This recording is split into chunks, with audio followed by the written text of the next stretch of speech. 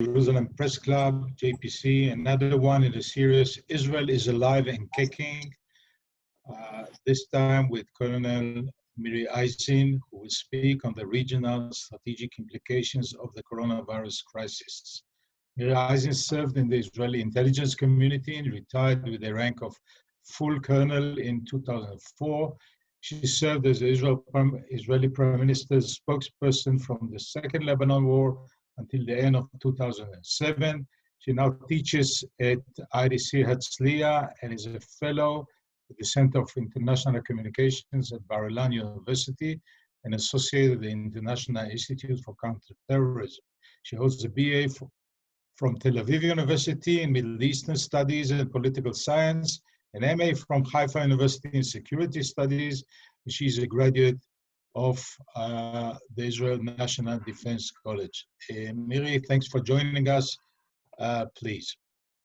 Thank you all very much. It's a real pleasure to be able to see so many people online. I imagine that all of us are at home. Just a little bit more on the background. It's Zoom. If there's noise, let me know. If it falls, let me know. Make a sign so I know I'm talking to myself. I've been at home pretty much since March 10th, which I imagine is like many people, first in quarantine and now just in this self-isolation or society isolation. It's April 27th, and I keep having to say that to myself because it's already been 6 weeks of the almost absolute quarantine, everybody being at home. And even if we're looking now at some loosenings, what I want to try and talk, and I'm going to be brief and then open it up for your own questions, either through raising your hand in Zoom, opening up to ask, or in chat. I want to talk about the Middle East in the COVID-19 period. And to do so, I am going to share a little bit of data. All of this data in that sense nowadays is all out there to give you an idea of some of the challenges of the Middle East. Nothing is unique, but there are certain aspects that come together within the Middle East of 2020 that I'd like to highlight. And to do so, I am going to use some information which I think is important in that sense. If the host can help me not disable, and otherwise I'll just talk about it, but I would like to show some data, and I'm not allowed right now. I'm not sure who the host is right now, but if I'm allowed to show data, I'd appreciate it. If not, no worries. I'm going to be talking about it, okay? Am I allowed to share data at this stage? Sure. Go ahead. Okay, no, because it didn't it's showing me that host disabled participant screen sharing. Okay, well. All right, if we work it out, that's fine. And I'm going to talk about my pet peeves. I know some of the names on the screen. I don't know most of you. I've lived in the Middle East for literally 50 years. And the first issue that I want to talk about is what's changed over the last 50 years, or even more so over the last 50 and 25 years. As I said, it's April 27th. I'm only going to say it's April 2020.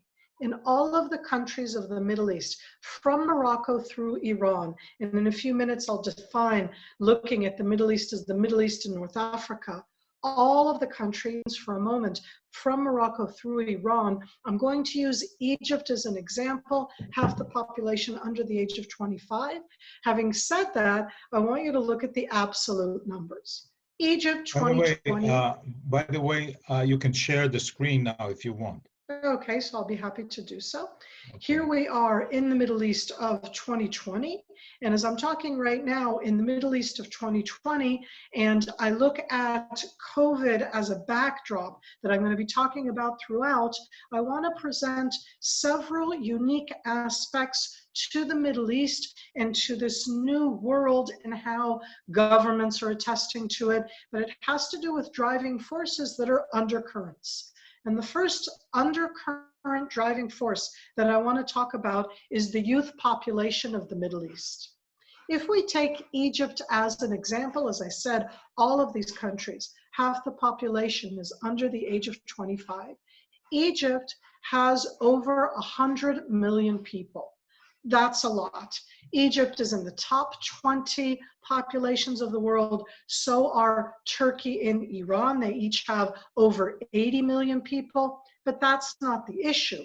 The issue here is that half the population is under the age of 25. Now, why am I harping about that? Because before coronavirus, when we talked about half the population being under the age of 25, the biggest issue was about unemployment. Because if it shows the youth population, and especially that age group of 15 to 24, 15 to 30, that was still in January or in February of 2020, that was the share in all of the Middle Eastern countries, without exception, from Morocco through Iran. That was the share where you had enormous unemployment. Unemployment was a problem throughout the Middle East. There's enormous not shown unemployment, but in the younger age group, it was really literally 60% unemployment. What's going to happen with COVID-19? What's going to happen to economies that were not equal economies before? Not that I'm up for equality, but economies that needed before to invest in building new jobs for the younger generation, because the older generation is still working. They haven't yet retired. They haven't yet been pensioned off. And again, I emphasize what I started with, that half the populations are under the age of 25. It's an enormous aspect which I want you to look at. I'm going to come back to it in a different way, but I'm going to say that's one very negative aspect, is the expectation of way higher unemployment, which is going to again impact this enormous youth population. The second aspect of the enormous youth population, and I'm sure you're all aware of it, has been the fact that in most of these countries with enormous youth populations, the numbers, certainly of the harshly affected, of the deaths, has been way lower than, for example, in Europe. And you go, how can that be? They don't have the health systems of Europe. They don't have the health capabilities, but part of it has to do with these enormous youth populations that, for whatever the reasons right now, have not been as infected. And even if they are infected, but the word that we all learned to say, asymptomatic, that they're not showing the symptoms themselves, they're not the ones who are in the hospitals, let alone the ones who are dying. And I put that out there right now as a difference between North America or Europe and between the Middle East in general. So that's element number one. As I said, there are already projected figures that have to do with abject poverty that's going to grow. These numbers are specifically of the numbers of the Middle East, but it is something which enormously has to do with unemployment. Second driving force that I want to talk about is one that I'm very wary of, because people take it into very odd directions. So I'd have you for a moment try to listen to my idea and not just frame it into the world that you're in. Islam is, together with Christianity, the two major religions in the world. These are the Pew Research Center. I use a lot of their information. I find it to be a very fine source for these types of statistics. And you look and go, you know, Islam, Asia, Middle East, North Africa, etc. And I want to remind you all that during the first 2 weeks of April here in Israel, because that's where we are, we went through, I'm going to call it unrest, a real challenge on how we do Passover, where we are at Pesach, where we do the Seder, not doing the Mimuna. The president did do it with his daughter. I didn't do it with my parents. We did it through Zoom. You all know what I'm talking about. During that, at the exact same time, we were all going through Easter. How is it being celebrated? How is it not being celebrated? What do you do with the Holy Fire? How does it go from Jerusalem out to the Eastern Orthodox churches? You wrote about these things. You know what I'm talking about. And here we are, and it's Ramadan. Ramadan started on Friday. By the way, it doesn't start exactly at the same place all over the place. It's a whole different aspect where there were some additional clerics who started it, some on Friday, some on Saturday. I'm putting that one aside. I want to take us from COVID-19, from the pandemic, into the Middle East, into that Middle Eastern world. And I want to remind you, looking at this picture, looking at the thought that it is the the Islamic Waqf, the Islamic authority that runs the Al-Aqsa compound, I'm going to call it the Temple Mount, the Al-Aqsa compound, that runs it up on top, they're the ones who defined that they have to close off the sacred site. But can I remind everybody here that those who are going to implement, arrest, stop worshipers who want to come up onto the holy compound, to not go there are going to be Israeli Israeli police officers, Israeli border guards. Think of that. Is it about the illness? Is it about the authority who defined it should be closed? Is it about the authority who holds the weapons and is the one who's going to stop it? There are combinations here which are very challenging. Now that's here with all of the contention over Jerusalem, the holy sites, Al-Quds, 30 days, 30 nights of fasting, of break fasting, of iftar, of not doing iftar. Add in those 30 days, you want to tell me, in the next few days as we're watching here inside Israel, there won't be somebody who wants to go pray there, who's going to try and get into one of the different openings onto the mount itself. And guess what? The photograph that you're going to photograph, that the people are going to show, is not of the Muslim Waqf closing it off, but of the Israeli police officer, the Israeli border guard closing it off. And I give it to you, that challenge of the pandemic and it being in a framing which is a Middle Eastern regular framing. I'll add in that in Saudi Arabia, they closed off the entire compound of the Kaaba at the beginning of March. And these photographs that I'm sure that you've also been watching too, of what in general the Kaaba looked before, what it looks afterwards.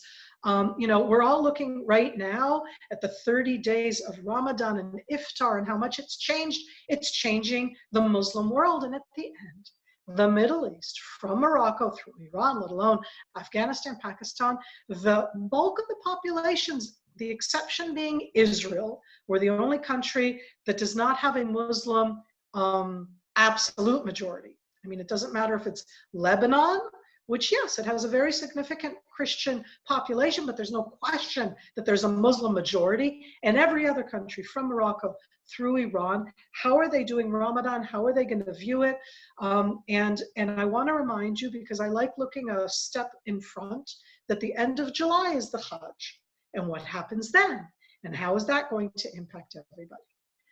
The additional aspects that I want to put in, there have been restrictions. The Middle East and North Africa, over the last decade of the turmoil, had very porous borders. One of the things that happened was that movement of mainly youth, overwhelmingly, both in Islamic ways and in other ways, that were moving around and joining all sorts of different organizations. And it came all the way from Morocco, Algeria, Tunisia, if it was to Syria, to Iraq, that we know.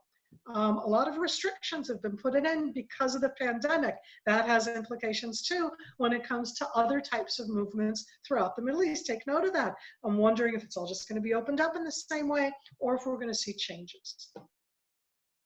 Water, the lack thereof, is a driving force throughout the Middle East. And it's been coming out more nowadays. One of the ways that we need to contend with it is water. I remind you that it's not me. This is the World Health Organization. I've been following them. Who knew that I would become somebody who follows them so much?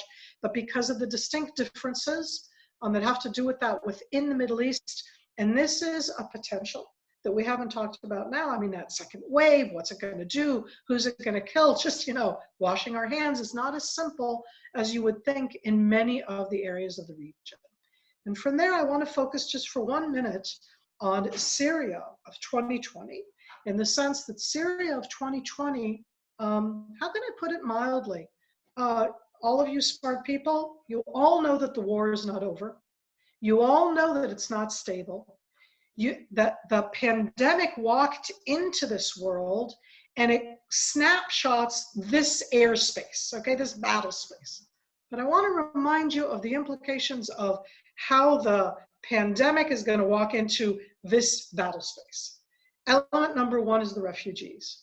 So that cuts back to what I was talking about before. It can be about not having access to water. What's it going to do inside? How do you stop it? But could for a moment we just talk about responsibility?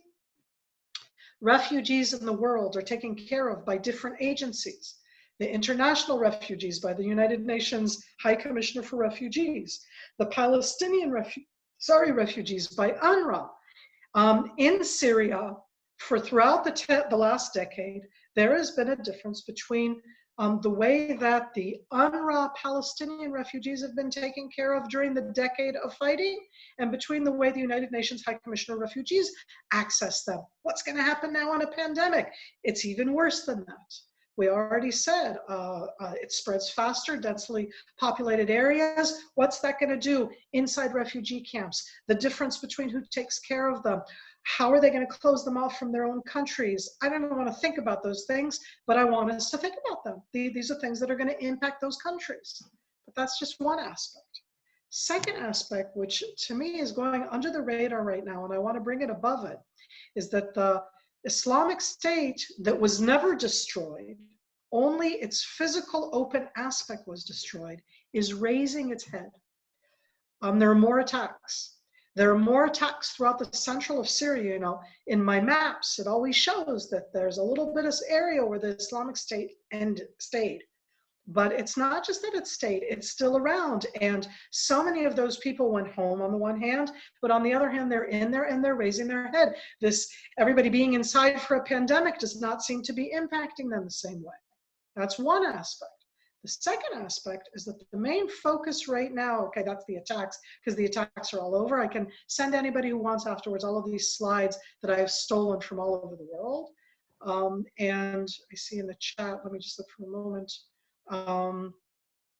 I'll talk in a moment about the Israeli strikes. I absolutely do that. And from the question about, do I think there will be battles between Muslims and Israeli police during Ramadan, is that I'm very worried that, and I put it that an issue which is a religious issue, but it is at the heart of geopolitics, has immense negative potential within this time period, because it's been closed down, not by Israel. I remind you all that we closed it down 3 summers ago, and what was to me at the time a horrific decision in the aftermath of a terror attack on top, but we closed down the Temple Mount for 2 weeks, and we were vilified worldwide in the Muslim world. But here it is, it wasn't the direct Israeli decision. This was a Muslim Waqf pandemic decision, but the implementation is going to be done by Israel. And I don't like the term Arab Spring, and I'll explain that one in a moment. So I'm going to answer these questions, and I absolutely will send the slides. I'll send them to Uri, and you can have them afterwards. I steal maps every day, all the time. Feel free. So I'm going to continue for a moment with what I'm talking. And is it okay, Uli, that I keep talking, or should I go to questions? Yeah, there's a question if you foresee another Arab Spring happening. Or you As I said, I don't like the term Arab Spring, so I'm going to get to that in a moment, because in the term Arab Spring, I'm going to answer through the following thing. I think there's enormous Arab youth. I think that Arab youth is not given by its own countries. It's not given a vision, all of us and our visions, but it's not given a future that they're interested in. They don't want to emulate the leaders that they're in. They don't want to be like the West. They certainly don't want to take the West and be like the West. And that's why I don't like the term of Arab Spring. That's a very Western way of our looking at it.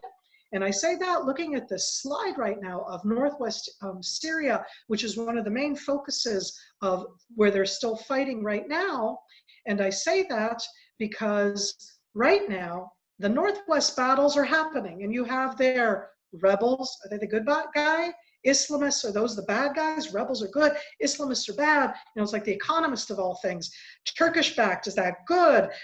Government, what kind of government is it? The terms are very challenging right now, but what's happening, and this is what I want to emphasize, is that this battle place, let me for a moment, with all of my capabilities right now, I'm going to use a spotlight right now, is that as you're looking at Turkish troops, rebels Turkish back, as opposed to jihadists, Kurds, government since, like all of these terminologies that we're looking are all moving to a new place. And so I'm closing that for a moment, and that's Libya. And Libya doesn't border Israel, so we don't care as much. And Libya has oil, so the world cares more.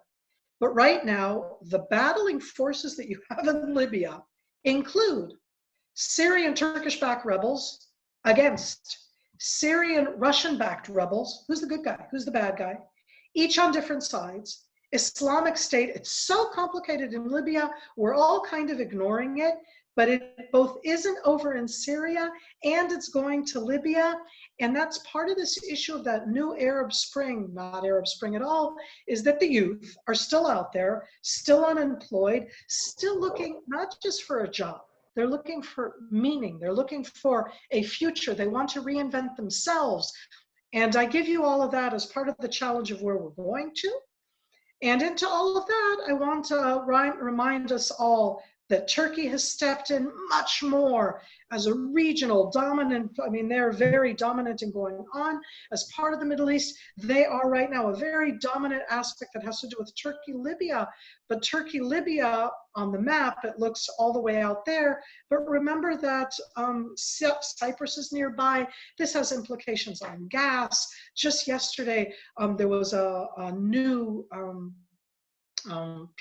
publication that one of the oil gas, more correctly, organizations that is looking for gas off of the shore of Lebanon, between Lebanon and Cyprus, did not find gas. And this implicates both Lebanon and Hezbollah, Turkey, Greece, Cyprus, Libya, and Israel, because we're inside that arena.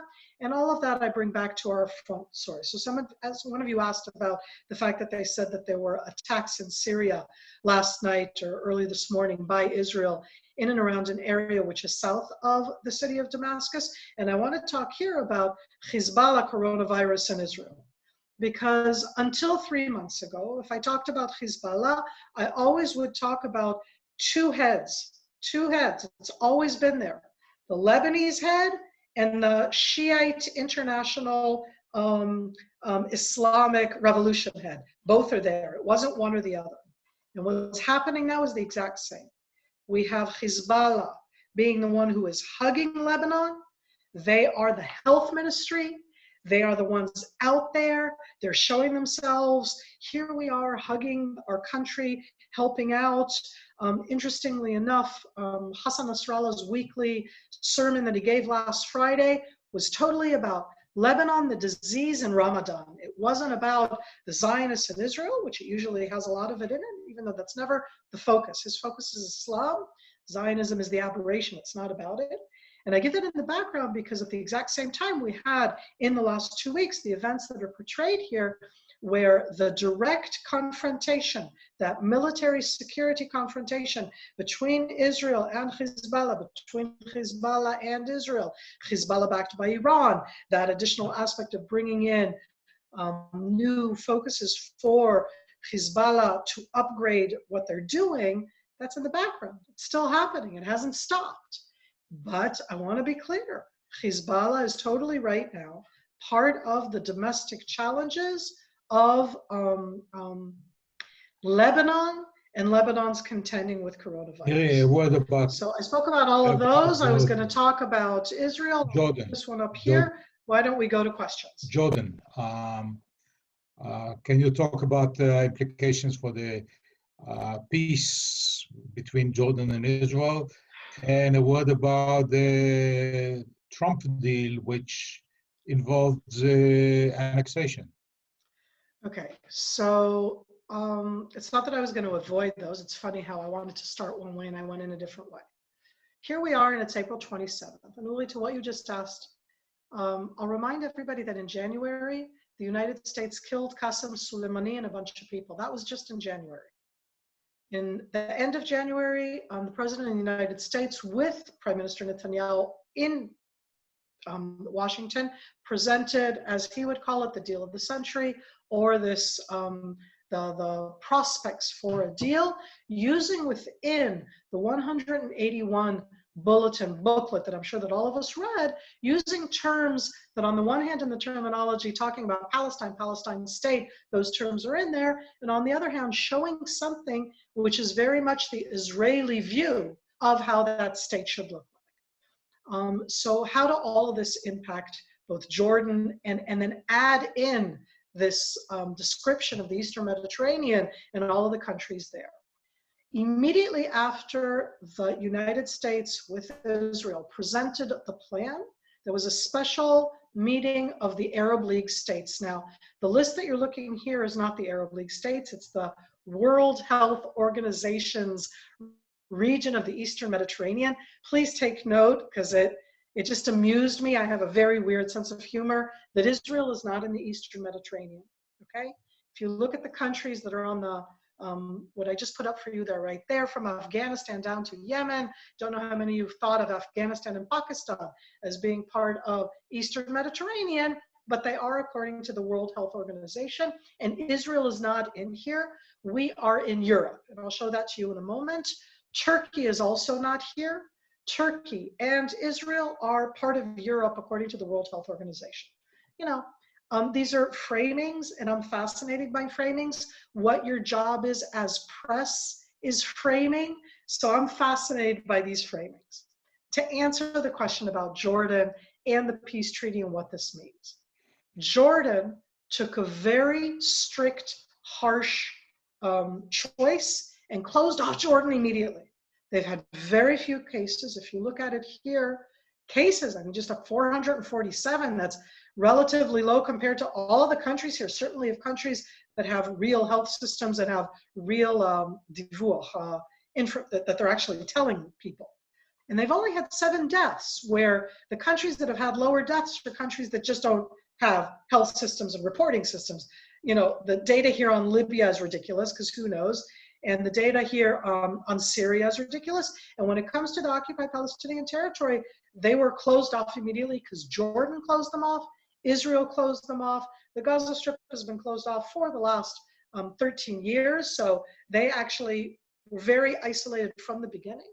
And Jordan has managed to stop that spread.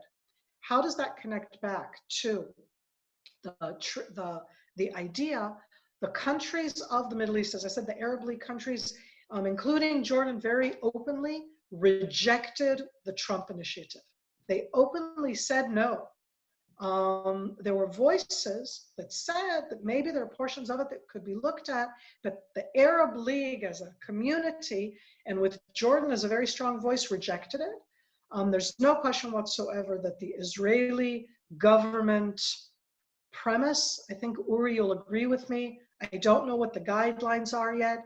I don't know what the new government is actually going to do yet. I remind everybody, we don't yet have a new government. They arrived in an agreement that first they were going to pass some laws, and only then were they going to put together a government. So we actually have a legislator right now that's passing laws, but the government is the interim government from before. So I don't know, and I don't think any of us know, what the actual parameters are of what Israel plans to annex in the West Bank. If it's just the Jordan Valley, if it's the Jordan Valley and all of Area C, if it's I have no idea. I don't know, and I don't want to make a statement on something that I think that's the speculation. I'm going to let politicians do that. I'm not going to speculate. So I think I answered through that, but if Israel does do that, it has enormous implications, but that's part of the decision making that will be made in upcoming months. Miri, last question about water. Do you think water might be the next crisis in the Middle East? I think that water is the crisis in the Middle East. When I look at the driving forces of the Middle East right now, I see water as being one of the main 4. The youth, but that enormous youth means that they have twice the population they had 25 years ago. Just take the Gaza Strip.